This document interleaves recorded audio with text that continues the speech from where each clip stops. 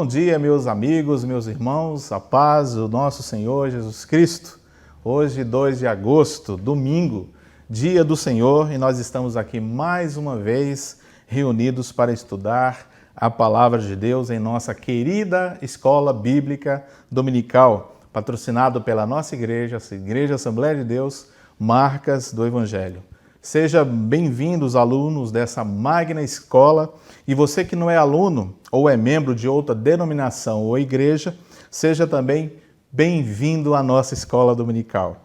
E se você não é inscrito no nosso canal, aproveite agora, se inscreva no nosso canal, é rapidinho, e ative também o sininho para que você receba todas as notificações de quando os vídeos forem postados aqui em nosso canal.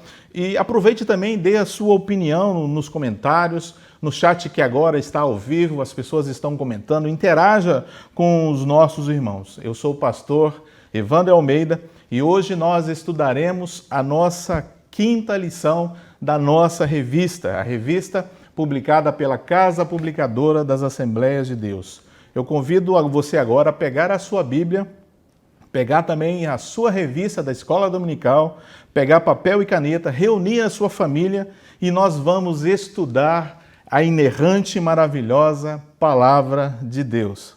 O maravilhoso tema que nós estamos estudando nesse trimestre é os princípios divinos em tempos de crise. Nós estamos aprendendo que a reconstrução de Jerusalém e o avivamento espiritual servem como exemplos para os nossos dias. Essa reconstrução de Jerusalém e os avivamentos que aconteceram em épocas passadas, nos tempos bíblicos, servem para nós, nos dias atuais, para que nós possamos tomar como exemplo e aplicarmos no nosso cotidiano. Nós tivemos umas aulas maravilhosas, nós estamos agora na nossa quinta aula e hoje nós estudaremos um tema também muito interessante. O tema da nossa lição, a lição 5, é Zorobabel recomeça a construção do templo. Mas antes de nós iniciarmos a nossa lição, eu gostaria de convidar você para que ore conosco, para que Deus possa nos dar a tua graça, do teu conhecimento, que a palavra de Deus possa preencher os nossos corações e assim aprendamos com a sua palavra. Em nome de Jesus, ó Deus, nós te glorificamos, ó Deus, por tua graça de estarmos aqui em mais uma escola bíblica dominical. Pedimos que o teu Espírito Santo, Senhor, conduza-nos, que teu Espírito Santo nos santifique, que teu Espírito Santo nos dê, Senhor, do teu poder, ó Deus, da tua intervenção em nossas vidas e que as famílias que estão agora, Senhor, ouvindo a tua palavra, possam ser agraciados por teu poder e por tua graça. Em nome de Jesus, nós te glorificamos. O texto áureo da nossa lição, irmãos, ele está baseado em Ageu, capítulo 2, nos versos 10 e 18.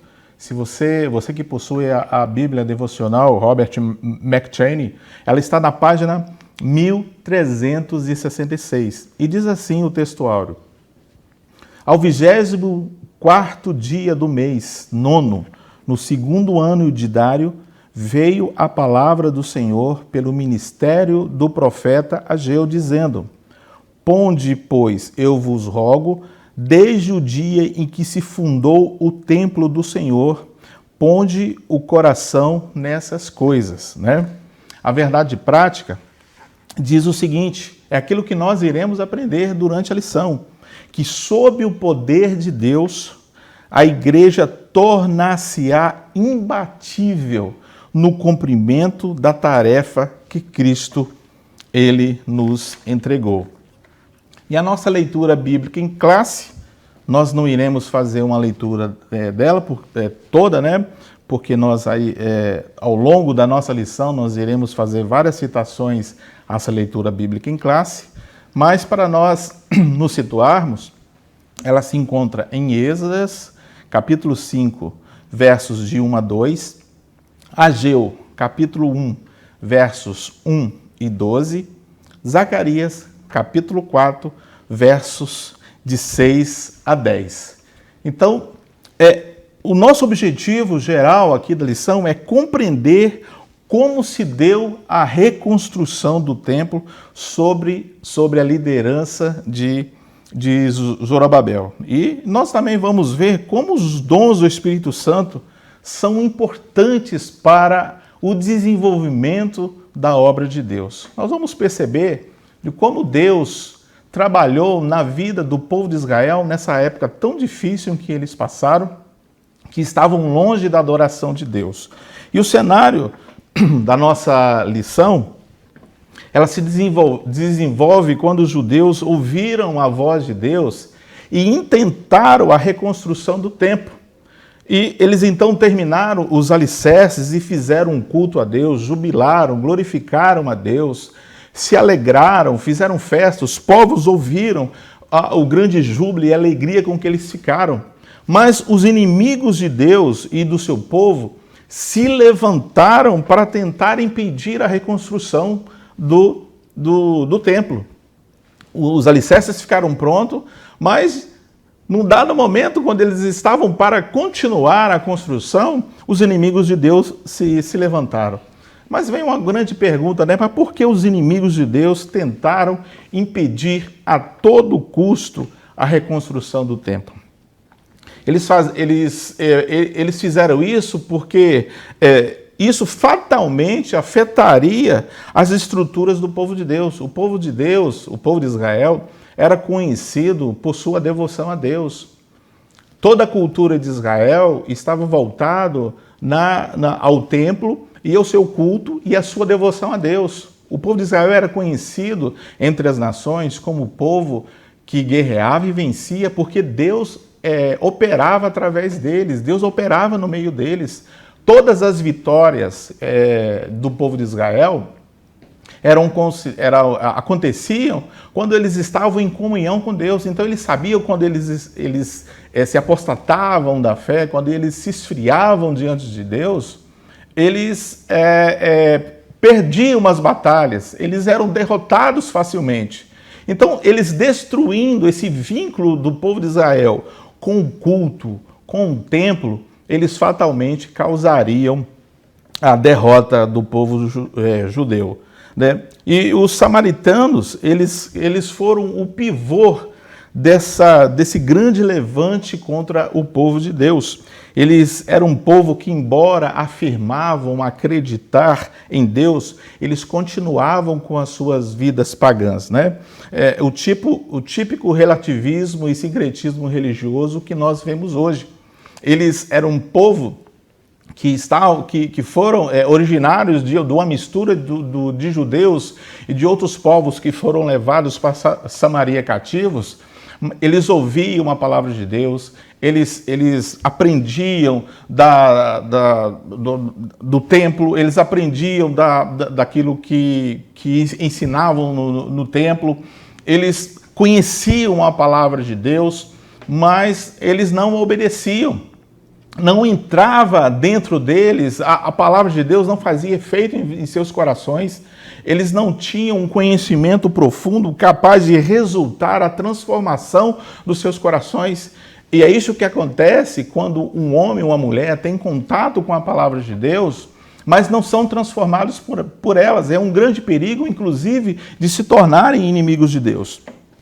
E esse povo, o povo samaritano, eles tiveram o trabalho de comprar pessoas para falar mal do povo dos judeus. E que isso chegasse ao rei, né, para tentar impedir a construção do templo. O resultado disso foi que a obra ficou paralisada por 15 anos e o povo de Israel se curvou a essa ignorância, porque já havia um decreto do rei Ciro permitindo que o templo fosse construído, e o povo de Israel ignorou isso. E faltava também um temor do povo de Deus com o Senhor, porque Deus nunca havia abandonado o povo de Israel, e não seria neste momento que Deus abandonaria o povo de Israel. Eles precisavam confiar em Deus, eles precisavam ir em frente na construção do templo e adorar a Deus, né? Mas, infelizmente, a ameaça dos samaritanos parecia que tinha dado certo, né?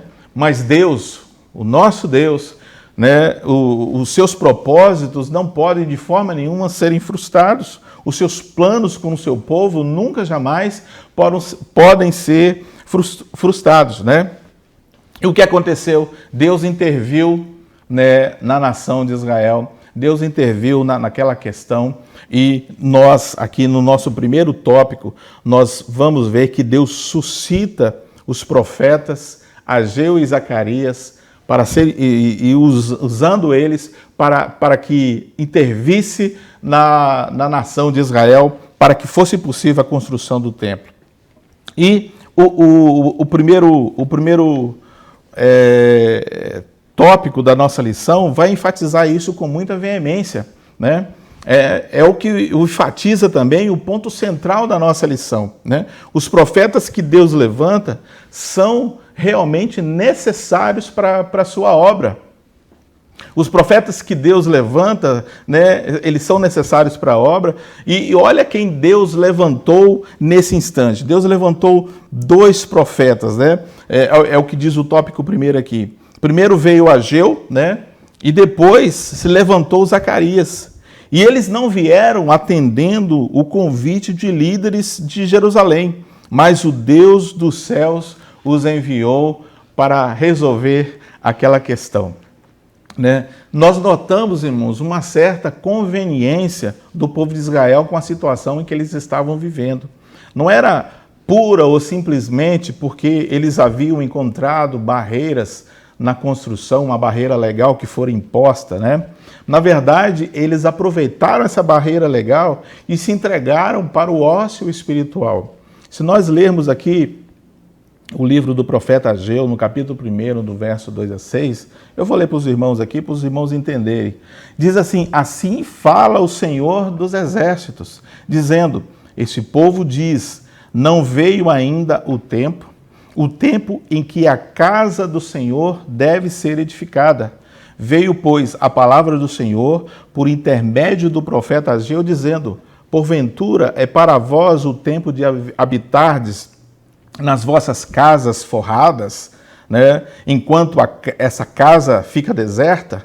Ora, pois, assim diz o Senhor dos Exércitos, considerai os vossos caminhos, semeais muito e recolheis pouco, comeis, porém não vos fartais, bebeis, porém não vos saciais, vestivos, porém ninguém se aquece, e o que recebe salário, recebe-o no saco furado. A situação parece que estava bem confortável para eles, né, irmãos? Todo mundo ganhando o seu dinheirinho, né, cuidando da sua vidinha, formando os seus filhinhos, vida regalada. Para que entrar em conflito, né, com aquele povo? Eles estavam vivendo, né, uma vida tranquila, estava tudo tranquilo. E para que cultuar? Para que arrumar confusão, arrumar problemas? E essas lições nos trazem um ensino atemporal, já que nos evidencia um problema que também persiste nos dias de hoje. Nós cometemos o erro de não colocar as prioridades nos projetos de Deus, né? Especialmente quando nós precisamos dedicar tempo e dinheiro para a obra do Senhor. Se nós olharmos atentamente o versículo 2 desse texto que nós acabamos de ler, diz assim que assim fala o Senhor dos Exércitos, dizendo, esse povo, né, parece que Deus até coloca uma certa distância, esse povo diz, não veio ainda o tempo, né, o tempo em que a casa de Deus deva ser edificada. Ou seja, quantos de nós não empunhamos, né, esse entendimento em nossa vida? Um exemplo básico ou clássico é esse momento que nós estamos vivendo hoje. Sim, existem dificuldades de nós estarmos na casa de Deus, talvez exista dificuldade de nós participarmos de um IBD online ou de algum culto presencial, mesmo tomando todas as precauções, mas é possível, nós podemos continuar trabalhando para o Senhor, né? Mas nós tomamos como base de que ainda não é tempo, que nós precisamos esperar. Quantas vezes nós estamos sendo chamados por Deus para trabalharmos na sua obra e nós sempre estamos adiando. Quantas vezes você prega para uma pessoa e essa pessoa diz, quando eu atingir uma certa idade, eu vou fazer a obra de Deus, e não é assim. Nós não podemos priorizar todas as outras coisas. É claro que nós devemos cuidar da nossa vida secular, que nós devemos ter o nosso trabalho, estudar os nossos filhos, mas isso não pode ser o foco central da nossa vida. A obra de Deus, a vontade de Deus deve ser prioridade na nossa vida. Não podemos falar como o povo de Israel, ainda não é tempo de nós edificarmos a casa do Senhor e cuidarmos da nossa vidinha, da nossa vida material e esquecermos de que Deus é prioridade na nossa vida. Porque fatalmente nós iremos incorrer nos mesmos erros que o povo de Israel sofreu. Nós temos essa tendência de colocar as nossas prioridades acima dos propósitos de Deus. Nós deixamos que o cuidado da nossa vida sufoquem a palavra de Deus em nossos corações. Nós achamos que somente quando tivermos uma vida regalada, sobrando tempo e dinheiro, que devemos investir na obra de Deus, ou nas coisas de Deus, nos projetos de Deus. No entanto, irmãos, Deus não muda os seus propósitos. Deus não muda os seus projetos. Deus, ele nos coloca diante da possibilidade de aceitar a sua vontade ou rejeitar a sua vontade. E se nós rejeitarmos a vontade de Deus, nós seremos fatalmente afastados ele fatalmente se afastará de nós. Nós seremos fatalmente substituídos, porque a obra de Deus, ela não pode parar, ela tem que ir avante. E nesse contexto aqui, Deus levanta 2 profetas para sacudir o povo. São pessoas que Deus levanta para despertar o povo do sono da indolência. Deus trabalha com a sua graça e por sua graça. E antes de dirigir ao povo, Deus direcionou uma mensagem poderosa, transmitindo a ordem para o líder político, que nós vamos ver aqui, que é Zorobabel, e o líder espiritual, que é Josué. Zorobabel era um líder político que aparentemente era um homem omisso, desanimado, acostumado com aquela situação. E Josué era considerado um líder espiritual, mas com vestes sujas. Deus direciona primeiramente uma mensagem para esses homens, para depois se dirigir ao povo, para que toda a prioridade da vida de Israel fosse direcionada exclusivamente para Deus. E nós temos que tomar isso como exemplo da nossa vida, né? Nós temos os nossos projetos, os nossos sonhos, mas nós temos que depositar aos pés do Senhor todos os nossos projetos e sonhos. Nós temos que priorizar a obra de Deus na nossa vida, na vida da nossa família, ensinar a palavra de Deus aos nossos filhos, contribuir na casa do Senhor com nossos talentos, com os nossos bens, com o nosso tempo, porque isso é agradável ao Senhor e à vontade de Deus. E o resultado das erradas priorizações do povo de Israel, na verdade, levaram a eles uma deterioração espiritual e material. Se nós atentarmos para o versículo 6 desse texto que nós lemos, nós percebemos que lá está escrito o seguinte: semeais muito e recolheis pouco, comeis, porém não vos fartais, bebeis, porém não vos saciais, vestivos, porém ninguém se aquece, e o que recebe salário, recebe-o no saco furado.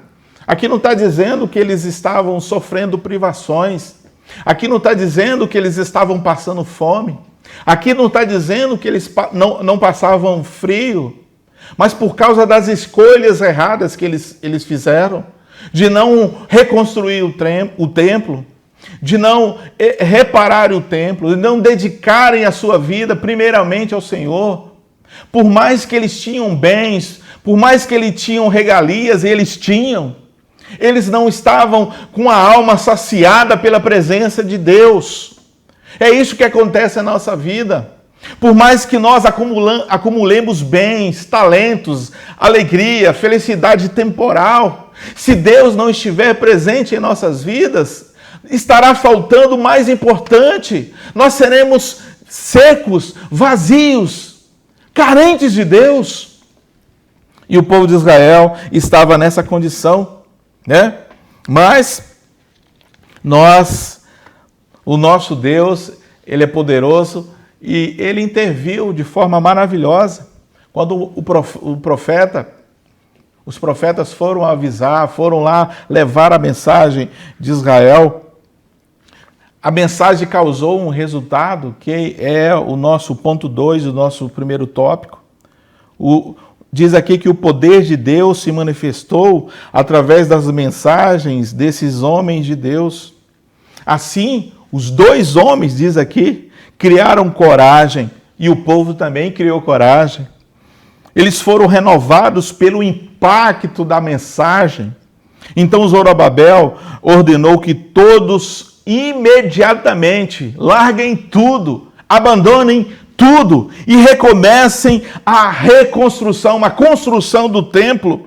Depois de 15 anos, eles caíram em si pela palavra de Deus. É esse o efeito que a palavra de Deus faz em nossas vidas.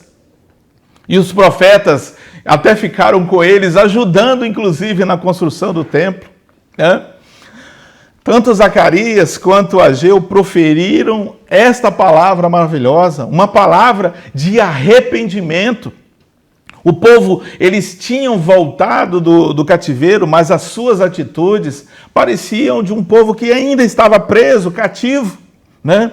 Quando a operação da graça de Deus, que não é por violência, vem sobre nós, irmãos, nós somos libertos de todo materialismo, de toda frieza espiritual. Parece que o materialismo e a frieza espiritual, ela nos cega e nos impede de ver a graça e a glória de Deus. Mas quando a palavra de Deus ela vem sobre o poder e o impacto do Espírito Santo em nossos corações, quando os nossos corações são atingidos em cheio por essa palavra, nós somos libertos desse materialismo, dessa frieza espiritual. E o profeta Zacarias, quando ele, que significa Jeová se lembra, né?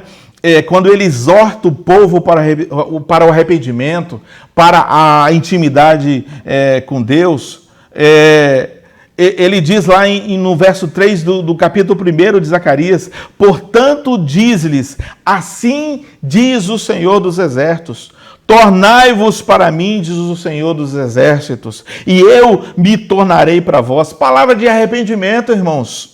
Os atos da cruz, o sacrifício de Cristo deve produzir em nós o arrependimento. A palavra de Deus deve produzir em nós arrependimento. Nós devemos abandonar de vez, sob o impacto da palavra, sobre a ação do Espírito Santo, todos os atos que são contrários à vontade de Deus. Devemos ser impactados por essa palavra. De nada adianta se nós ouvirmos a palavra e nos tornarmos meros espectadores. Nos tornaremos como os samaritanos, que conviviam com o povo de Deus, que conviveram com o povo de Deus, que aprenderam da palavra, sabiam talvez até de cor, sabiam todos os preceitos, a liturgia do culto, mas não eram transformados, estavam engajados nas práticas pagãs, ofendendo ao Deus vivo. E quantos de nós demoramos a aprender isso? Quantos de nós o quanto nós perdemos, né? Quando resistirmos entender que precisamos permitir que Deus mude o nosso coração e de nos fazer também entender que todas as coisas que nós vivemos aqui são transitórias, são passageiras, são efêmeras. E que o melhor de tudo está lá dentro da casa do Senhor. Você pode sentir isso quando você está dentro da casa do Senhor. Quando você está lá em oração com seus irmãos. Quando você está lá em jejum com seus irmãos. Quando você está estudando a palavra de Deus. Quando você está sendo aconselhado pelos seus pastores. Quando você está sendo aluno da escola dominical. Você entende que esse é o melhor lugar para você estar. Você é aliviado por Deus. Você é transformado por Deus. Você conhece os mistérios de Deus. A vontade de Deus se torna nítida e patente para você. E você é guiado por esse Espírito Espírito Santo maravilhoso, por Deus e por sua palavra. Aleluias. Glória a Deus. E no nosso terceiro ponto, ainda do nosso primeiro tópico, diz que o impulso espiritual dado pelos profetas continuou dominando os construtores até a conclusão da construção, né? Os profetas Ageu e Zacarias continuavam dando a sua cooperação. Olha só o que diz: prosperando pela profecia do profeta Ageu e de Zacarias, filho de Ido, e edificaram a casa e aperfeiçoaram conforme o mandado do Deus de Israel e conforme o mandado de Ciro e de Dário e de Artaxerxes, rei da Pérsia. Quando nós percebemos, irmãos, recebemos a palavra de Deus, quando nós somos transformados por essa palavra, nada nos é temeroso. O povo de Israel, depois de receber esse impulso espiritual, começaram a trabalhar com muita ousadia, com determinação, para ver o templo do Senhor acabado. Claro que no decurso da nossa vida, nós não seremos imprudentes, indisciplinados com a nossa vida pessoal, mas o nosso foco será centralizado naquilo que Deus determinou para a nossa vida, para a construção de uma vida espiritual sólida, né, tenaz. O templo reconstruído, né, para o povo de Israel, com todas as configurações que foram determinadas por Deus, significa também que nós alcançaremos maturidade em nossa vida espiritual. Olha o quanto o povo de Israel aprendeu com esse episódio, né?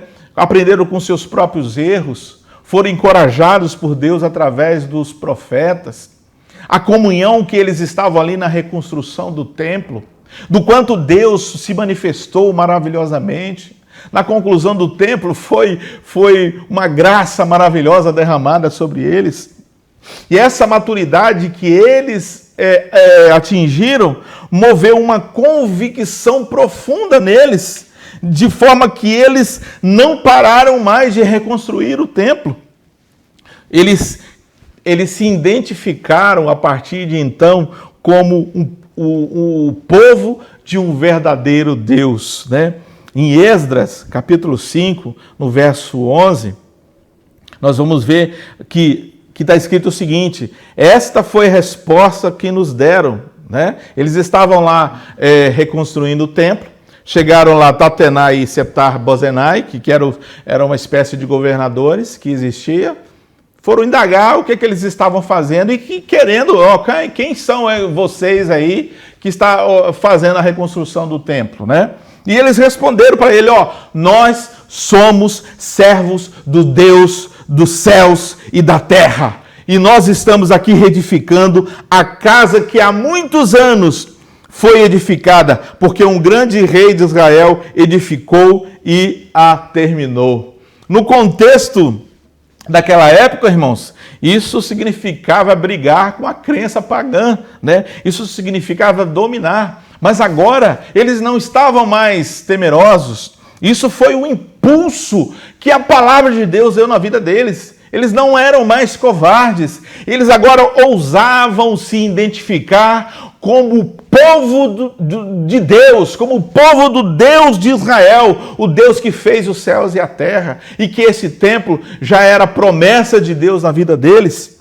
As nossas convicções de fé, irmão, sempre vão incomodar o mundo. Nunca haverá possibilidade de nós intercambiarmos o mundo com o evangelho, a verdade com a mentira, Deus com o diabo, de forma nenhuma. A nossa posição cristã sempre vai causar desconforto na vida daqueles que não conhecem a Deus. Temos que conviver com isso. O próprio Cristo falou que nós passaríamos por dificuldades, por aflições, por perseguições, mas ele nos orientou a crermos neles, a sermos cristãos inabaláveis, a termos convicções da nossa fé, porque nós estamos do lado certo, estamos ao lado do Deus vivo, o Deus de Israel, que enviou o seu Filho Jesus para nos salvar e nos resgatar das trevas, da escuridão. E não existe nenhuma conciliação do povo de Deus com as trevas. Nós somos um povo separado por Deus. E quando nós somos tomados pelo Espírito Santo, somos tomados por essa convicção de que Deus está acima de tudo, está acima de todos, não importará o quanto essas convicções incomodam o mundo. Porque nós, a igreja do Senhor, escute isso, irmãos, nós, a igreja do Senhor, nunca seremos parados pelo mundo. Tentaram inibir a marcha da igreja ao longo da história, tentaram, mas não conseguiram e nunca vão conseguir, porque quem está conosco é o Senhor dos exércitos. E nós estamos aqui chegando no nosso segundo ponto da nossa lição, o segundo tópico, né? E onde diz que o ministério profético é uma prova da manifestação de Deus. Olha o que diz o texto, né? O texto da revista dominical, da Escola Bíblica Dominical, né? Da nossa revista. Uma inesperada operação sobrenatural por parte de Deus solucionou o grave problema da reconstrução do templo. Olha que maravilha, né? Nós vamos ver aqui que houve manifestações sobrenaturais no Antigo Testamento e também no Novo Testamento. No Antigo Testamento, olha o que diz, há muitos exemplos no Antigo Testamento, né? E o texto aqui, ele se resume a contar apenas, né, os dois exemplos, que é o exemplo de Moisés e de Elias. E Moisés, ele foi aí o grande líder que Deus levantou para libertar o seu povo da escravidão do Egito. Mas ele recebeu, antes disso, um grande preparo, né, sobrenatural. E Elias, que foi um profeta de Deus e foi revestido de autoridade sobrenatural para ajudar Israel. Aí que esse povo, né, o povo de Israel, havia sido levado pela idolatria da sua liderança. Então nós vemos aí a manifestação sobrenatural de Deus. E algumas pessoas, irmãos, a manifestação sobrenatural nessa interação com o seu povo. E algumas pessoas, quando vê a palavra sobrenatural, né, se assustam, mas tem que ser sobrenatural, né? Nós não podemos imaginar um Deus todo-poderoso, né, chegando perto de um mortal e não acontecer alguma coisa, irmãos. Toda a narrativa bíblica, onde há a interação de Deus com o seu povo, Deus se manifesta com poder, né? Deus se manifesta com glória, com graça, né? É o sobrenatural com o natural que somos nós. Quando Deus ele opera na vida da raça humana, ele opera com poder. Ele envia o seu Filho para salvar, faz o que ninguém poderia fazer, que é nos redimir dos nossos pecados serem perdoados e nós sermos salvos por Ele. E nós não podemos ignorar que Deus, Ele interage e continua interagindo com o seu povo. Deus, Ele não nos criou e nos lançou no mundo e ficou lá numa divina indiferença, esperando como nós íamos sair, né? Nós somos débeis demais para viver sem Deus. Fatalmente nós fracassaríamos se nós tentarmos viver sem a dependência de Deus. A interação de Deus com o seu povo sempre foi marcada com as suas atuações sobrenaturais. E ele fez isso através dos profetas do Antigo Testamento, na época de Jesus, pelo próprio Cristo, e depois que ele partiu para o céu, pelo Espírito Santo, que continua até hoje atuando na vida da igreja de forma sobrenatural, convencendo o homem do pecado, da justiça, do juízo, capacitando pessoas, enchendo do Espírito Santo, batizando com o Espírito Santo, concedendo dons espirituais, ministeriais, enviando, escolhendo. É esse o Deus que nós servimos. Jesus mesmo disse, irmãos, que jamais que nós não iríamos ficar órfãos, que essa atuação que agora seria realizada pelo Consolador iria dar continuidade, né? Deus interage com o seu povo, Deus interage com a sua igreja e aprendemos que essa interação de Deus conosco, com a sua igreja, não está restrita a uma época, a um grupo específico de pessoas. Deus continua interagindo com a sua igreja e vai continuar interagindo com a sua igreja por toda a eternidade. Do ponto 2 do tópico 2, né, nós iremos ver que as manifestações sobrenaturais também acontecem no Novo Testamento, como já falamos. Quando o Espírito Santo foi derramado em sua plenitude, os dons espirituais começaram a entrar em ação e passaram a ser a própria preparação divina para o ministério, né? As manifestações de Deus no Novo Testamento põem mais em evidência a pessoa do Espírito Santo. Como lemos no Novo Testamento, e mais especificamente no dia de Pentecostes, a manifestação do Espírito Santo foi abundante e plena. Essa manifestação poderosa veio fincar, irmãos, um marco histórico na interação de Deus com o homem.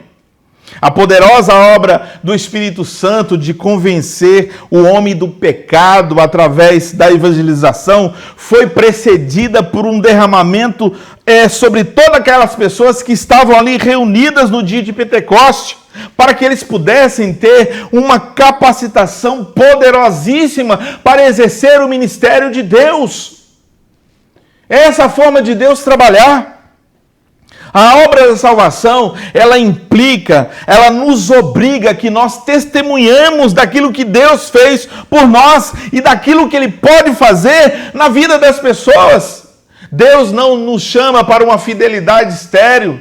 Ele não nos salva para ficarmos reclusos em nossa vida, desfrutando a nossa vida espiritual ou dos benefícios que Deus traz para nós, não. Ele nos chamou para multiplicarmos.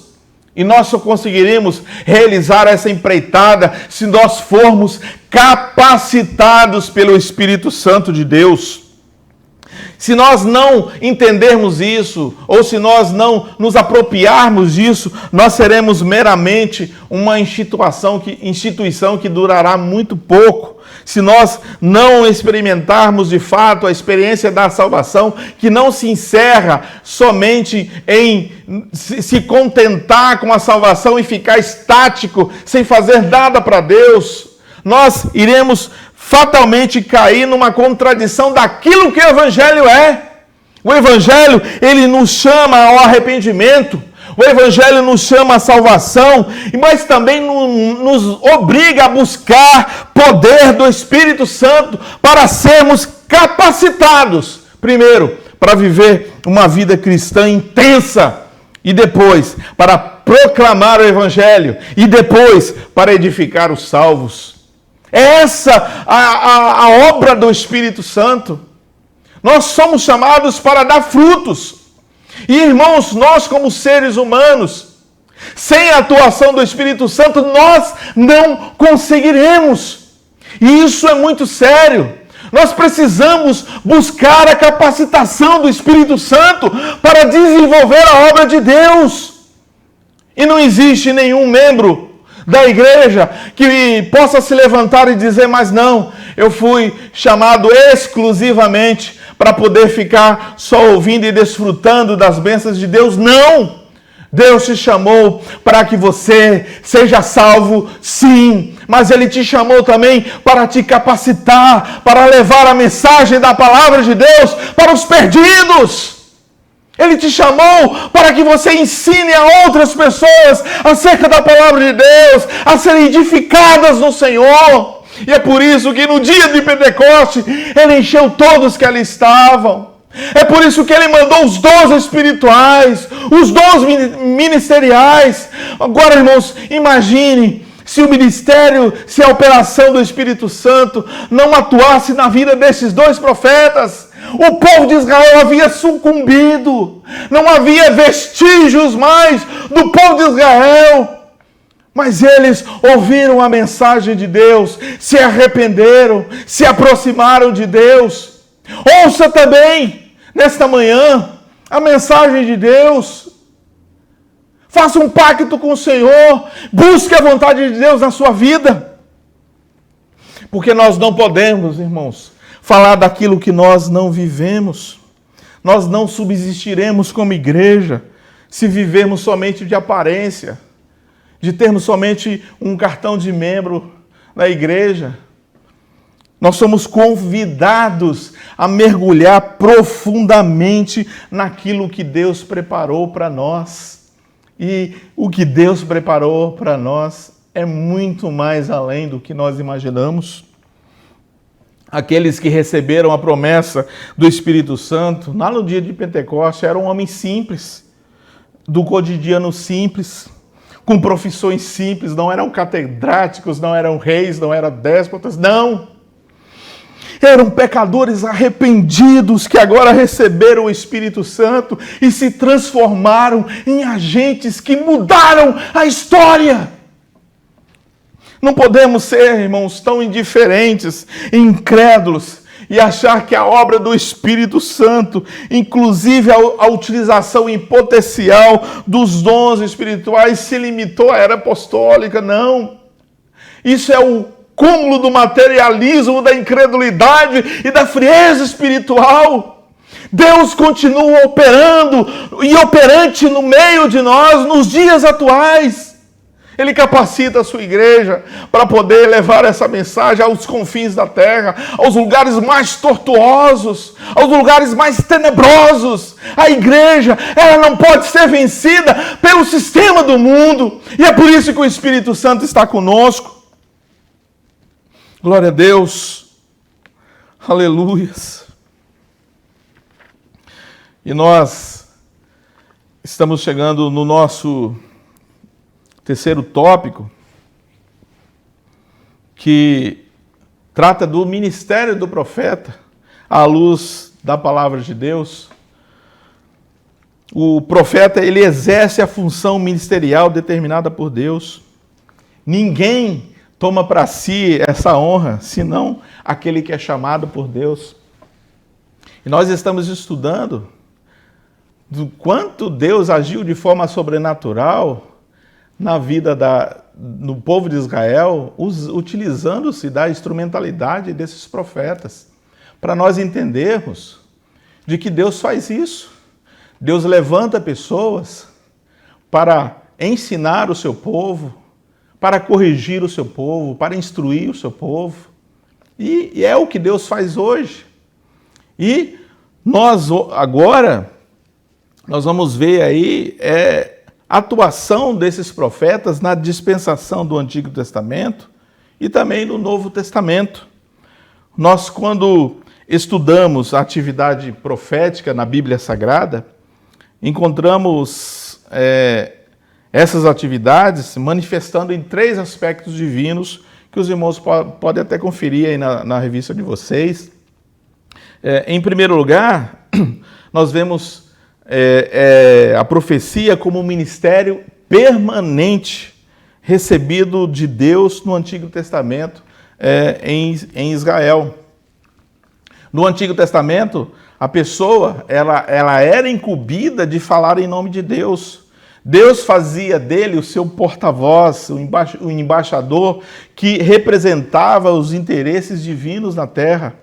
Através da inspiração divina, o profeta recebia uma revelação que desvendava o oculto, que anunciava juízos de Deus, que emitia conselhos e advertências divinas. Né? Então, e é por isso que quando o profeta ia se dirigir ao povo, antes ele usava expressões, os irmãos já devem ter presenciado isso, né? Nas suas leituras devocionais, que os profetas usam a expressão veio a mim a palavra do Senhor, e assim diz o Senhor. Eram as fórmulas usuais que o profeta usava para começar uma mensagem divina, para demonstrar que essa mensagem vinha diretamente de Deus. E quando vinha essa mensagem, eles sabiam do que estavam falando, eles haviam sofrido o peso, quando era a mensagem do juízo, por exemplo, o peso da iniquidade que o povo, por exemplo, estava vivendo. E eles sofriam nisso e vinham com temor e tremor anunciar aquilo que Deus estava falando para o seu povo. Deus também usava símbolos e visões, né, que era uma das formas também de Deus falar através dos profetas ao seu povo. E no primeiro momento, né, o profeta exercia um importante papel de conselheiro no Palácio Real. Um exemplo clássico disso é Natã. Contudo, após a divisão do reino de Israel, o profeta ele passou a ser perseguido. Por quê? Porque a sua profecia confrontava diretamente a prepotência da nobreza, confrontava a dissimulação dos sacerdotes e a injustiça social que passou a reinar, porque o povo agora passou a rejeitar Israel e eles não queriam ver ninguém se intrometendo, trazendo mensagem de advertência, não. Eles não queriam nada com Deus, mas tanto no Antigo como no Novo Testamento nós podemos afirmar que há um divino estreitamento de Deus e o profeta. Essa intimidade mais estreita, digamos, permite que o profeta aumente a sua sensibilidade e tenha percepção da espiritualidade do povo de Deus. Se vocês olharem o próprio Neemias, quando ele viu a condição do templo em ruínas, quando ele viu a cidade destruída, ele viu o povo disperso, o povo massacrado, ele sentiu o peso da própria angústia. Era a vontade de Deus a reconstrução da cidade e do templo também. E a situação que Israel se encontrava era caótica, era triste. E isso fez com que Neemias se pusesse a orar, a jejuar, a sentir o peso da miséria do povo e a angústia dos seus pecados. E na sua oração ele diz: Deus, o povo está em miséria, está em desprezo, o muro fendido, as portas queimadas a fogo, o templo está totalmente destruído. Então ele se assenta, chora e se lamenta. E apesar de ele ser um homem de oração, ele se coloca numa posição de igualdade. Era o duro ofício do profeta. Ele se sentia tão imundo, tão pecador como o povo. Ele não se achava vendo aquela visão de destruição, de apostasia. Ele não se achava digno de ser considerado um diferencial no meio do seu povo. Não, ele se igualava. O peso que estava sobre ele era tremendo. E ele fez a confissão dos pecados do povo que haviam cometido, numa prova de que ele carregava sobre ele esse peso que incomodava e causava esse distanciamento entre eles, entre Deus e os homens. Era assim o primeiro aspecto da atividade profética no Antigo Testamento. Mas, em segundo lugar, nós temos aí a atividade profética no Novo Testamento como um dom ministerial e também como um dom espiritual, né? E esse dom ministerial que está expresso lá em Efésios capítulo 4, ele não se confunde com o dom de profecia, né? Se nós atentarmos para a leitura de Efésios 4, ele diz que ele deu uns para apóstolos, ele deu outros para profetas, e outros para evangelistas, e outros para pastores e doutores, né? Então a Bíblia, ela coloca o dom ministerial profético como, né, dentro da classificação do ministério, né?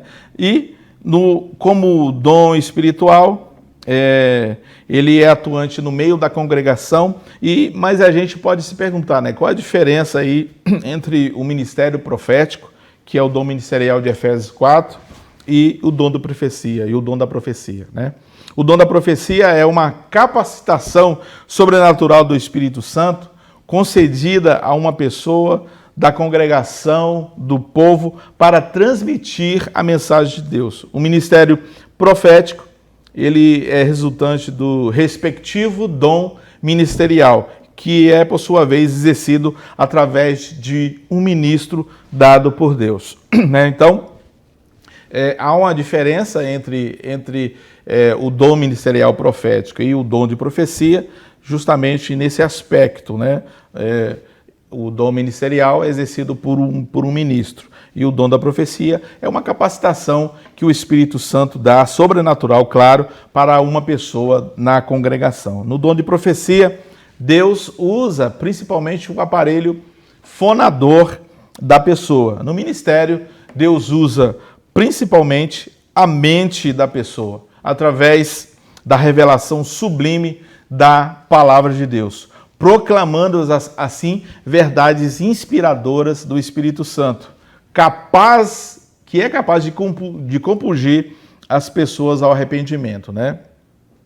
Assim, o grande diferencial no Novo Testamento, no que tange ao entendimento do termo profeta, é que hoje, nos dias atuais, ele é exercido por aquele que tem um ministério de profeta, ou seja, esse ministério de profeta é o ministério da palavra de Deus, né?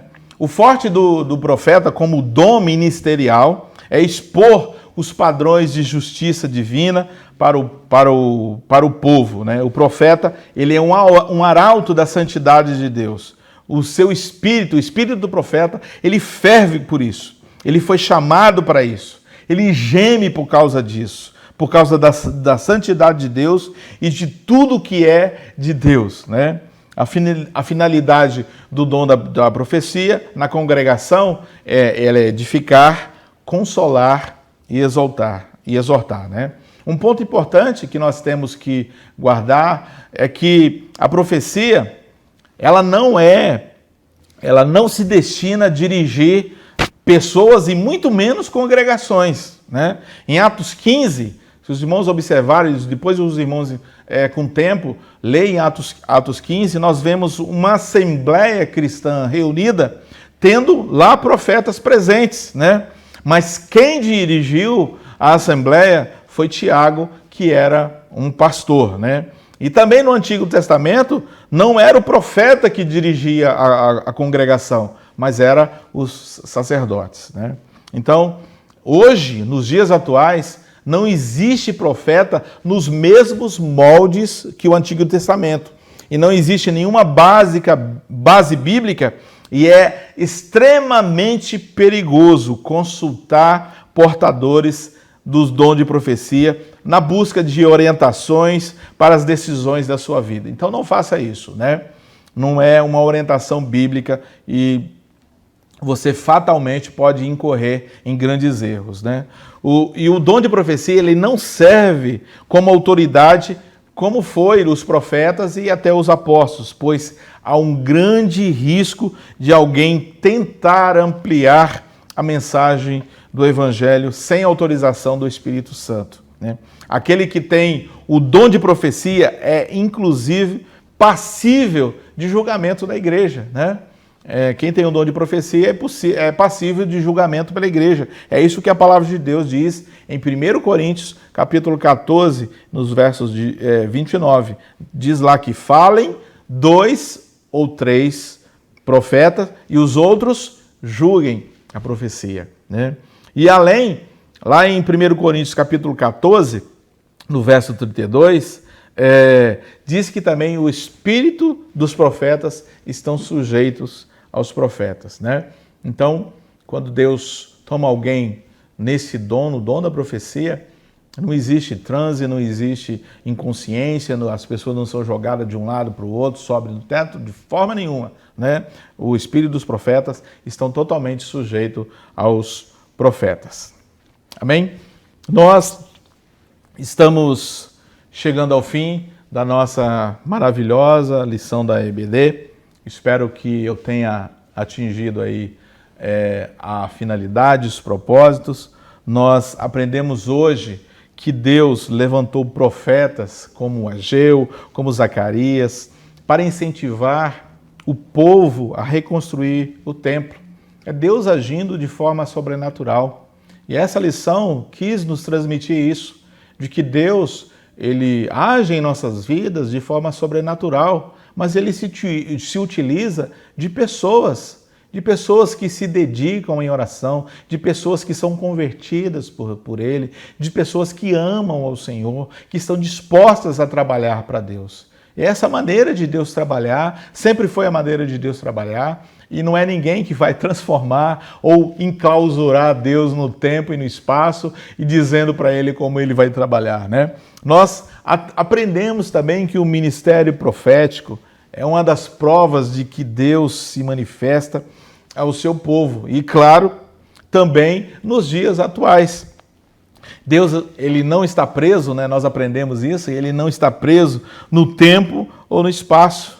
Deus, Ele se manifesta hoje, sim, através dos dons espirituais, né, dados gratuitamente para a sua igreja. Esses dons são dados à igreja para edificar a igreja, para consolar a igreja, para confortar a igreja, para fazer com que o reino de Deus seja propagado com poder e graça, causando a salvação de muitos, né? Glória a Deus. E nós também aprendemos que há uma diferença entre a atuação profética no Antigo Testamento, naqueles moldes já se encerrou, e hoje nós temos, a partir do Novo Testamento, nós temos o ministério de profeta como dom ministerial e o dom de profecia, que são distintos, né, um do outro. No Novo Testamento, como já disse, essa distinção ela se dá em dois aspectos. O ministério profético, esse nem todos terão, né? O ministério profético ele está na classe de dons ministeriais. Os chamados para este ministério, eles buscarão o aperfeiçoamento de quem? Dos santos, até que todos cheguem à unidade da fé, ao conhecimento do Filho de Deus, ao homem perfeito, à medida e estatura completa de Cristo. A função desse dom maravilhoso. Como dom que é para todos que o buscam na congregação, como dom que é para todos na congregação, ele é usado para edificar, consolar e exortar. Amém? Irmãos, nós chegamos ao fim da nossa escola e como prática bíblica, né, nós cristãos de todas as eras, né, e hoje, nos dias atuais também, nas nossas reuniões, nós temos o prazer de oferecer a Deus todo o nosso sacrifício de louvor e adoração a Deus, né? E esse sacrifício, ele engloba o nosso tempo, os nossos talentos, né? E também os nossos bens, né? Eu quero convidar você, nesta manhã, a oferecer a Deus a sua oferta, suas ofertas, os seus votos e os seus dízimos. E você pode fazer isso através de qualquer uma das opções que agora aparece aí no seu monitor, seja pelo PicPay ou seja pelos depósitos nas nossas contas. E se você também preferir, você pode levar a sua oferta à noite em um de nossos cultos. E em todos esses casos, seja ofertando pelo PicPay ou pelas contas do banco ou levando à noite, não esqueça de informar o seu professor a respeito tanto da sua presença quanto das suas ofertas. A você que não é membro da nossa igreja, nós agradecemos a sua companhia, que Deus abençoe você e a sua vida. Aos nossos irmãos, que Deus em Cristo Jesus possa vos abençoar, e nós agora iremos orar agradecendo a Deus por essa maravilhosa escola bíblica dominical. Deus, nós te glorificamos, Senhor, e agradecemos por ter nos proporcionado esse tempo para estudarmos a sua palavra. Que o teu Espírito Santo possa nos conduzir ao teu amor, à tua graça, à perfeição, Senhor, e à edificação, promovido por sua interação conosco. Nós te louvamos, Senhor, e pedimos que o teu Espírito venha sobre nós e que cada um dos irmãos e irmãs venham ser capacitados para serem servos fiéis e proclamadores desse evangelho que transforma, que salva e que cura. Nós te louvamos e agradecemos no nome de Jesus. Amém.